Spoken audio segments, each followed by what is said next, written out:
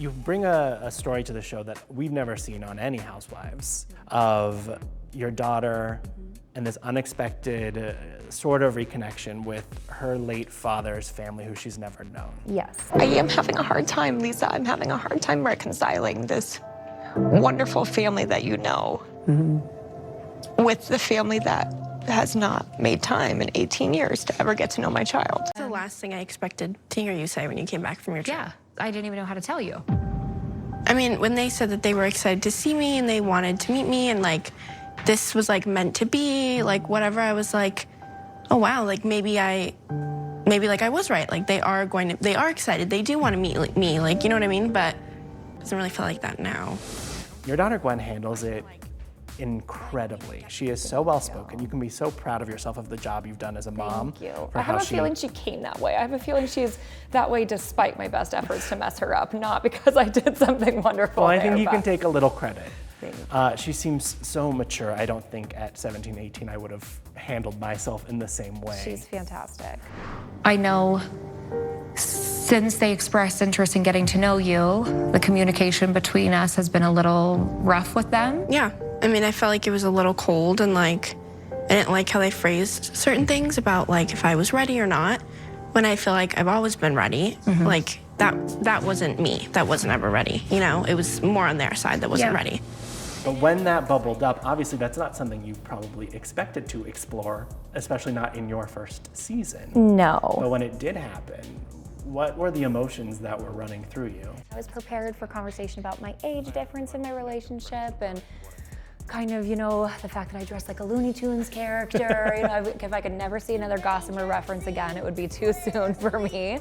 I was not prepared for that because it's not something we live day to day. This is something that happened so long ago for us, and she doesn't have a relationship with them, so we don't discuss her family on a regular or even semi-regular basis. So it was very shocking for me that this connection happened. I didn't know where they lived, so them knowing Lisa was very shocking. I don't know how else to say it other than that. And like, I met with yesterday, Gwen's grandmother. I told her exactly what happened in the airport, and I said, what are the chances? And she's like, it's time. I think there's regret and hurt there. And they were like, we want to be a part of Gwen's life. If she wants to be a part of our life, we really want it.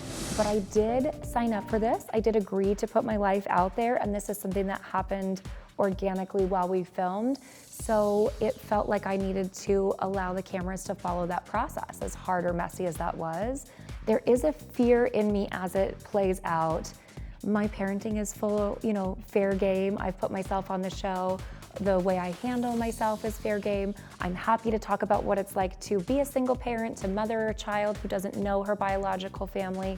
But I am very fiercely protective of the child involved. Gwen is still my baby. She always will be, even though she's articulate and mature and a grown-up.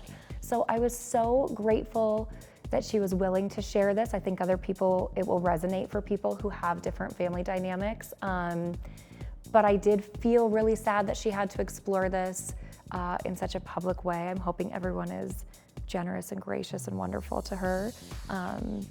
Send the insults my way. I will set up a P.O. box. People can just mail them right to me, not to Gwen. It's very difficult. It's really hard to navigate how you make these big life decisions in real life, let alone when there's a camera there. You deserve to hear about your dad from his family, who loved him, who knew him, who has all the information for you.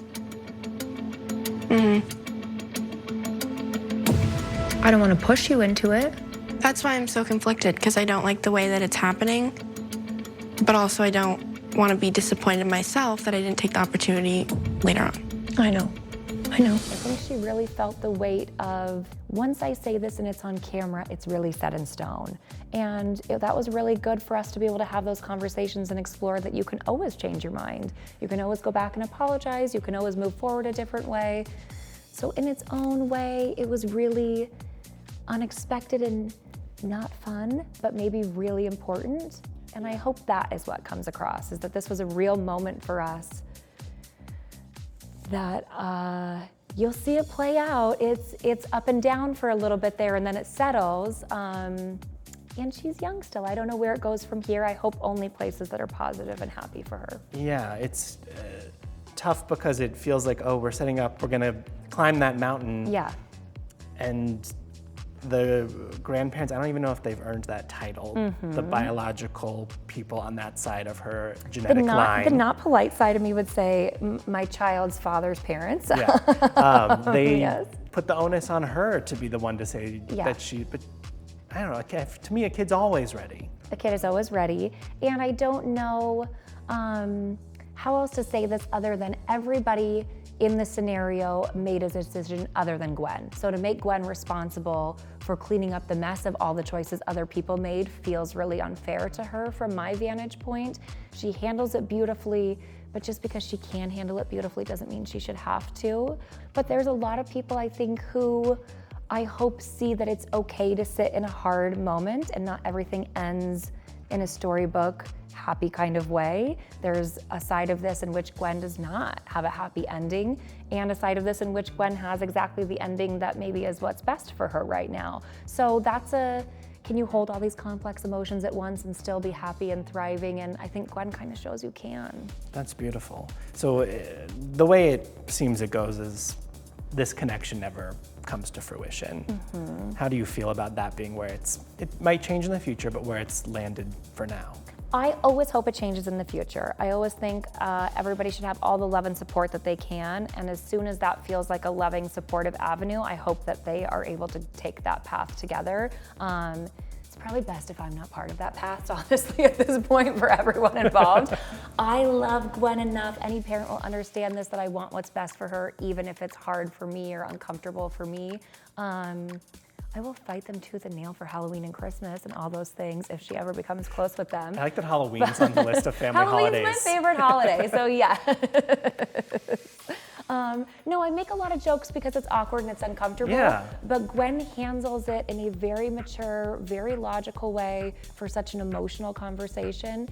And I just am reminded constantly, you know, I went through this at 19 years old. Gwen is now going through it at 18. There is some cyclical nature or, you know, finishing of that circle that feels very awkward and very hard, and like it's a very weird thing that I have struggled to be friends with these ladies and trust them, and then this thing that kind of defines my trust issues comes up in this group of like there's a lot going on underneath the surface. The universe is sending you a lot of signs. Yeah, it's time for me to get my trust issues under control as one of them. So it was, no child should have to parent their parent, but Gwen really showed me a lot of tenacity and resilience and grit, and I could probably have used that. There's a couple times my head spins around full exorcism with these ladies that I should have been channeling Gwen, not myself. Hey, you can only do you though. I guess that is me. Full exorcist.